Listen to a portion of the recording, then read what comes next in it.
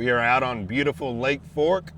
So before this lake was impounded, they started building the lake up from a creek channel out, and they built a bunch of ponds, brood ponds, that they stocked with Florida strain largemouth bass. So there's ponds all over Lake Fork, that they made. They built them, or some of them were already there, and they stocked them with fish and slowly built the lake and filled the lake up around the ponds while they raised the bass in those brood ponds. Then obviously when the lake came up, it either went over the tops of the pond dams or they busted holes out in pond dams to connect it to the lake. There's hundreds of them. They're all over the lake. And those pond dams, man, they drove trucks over, bulldozers over, front end loaders, all kinds of stuff. So most of those pond dams are really, really hard. I'm actually right on top of one right now. You can see it on my Lake Master map right here. That's the end of it.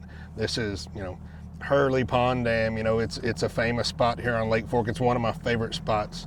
But those fish still relate to these pond dams. It's just a high spot. It's like a point, that's really hard. A lot of them have shell on the top. This one has a tree line right on the back side of the pond dam.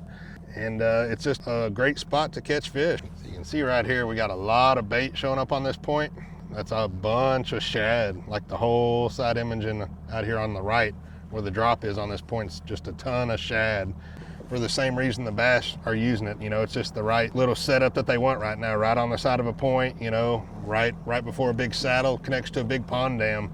So it's just a really cool thing that the lake did to grow those fish before they impounded the lake and filled it up, growing those fish. Like when the lake actually opened, it already had a lot of 10 to 14 pound fish that came out of these brood ponds on Lake Fork.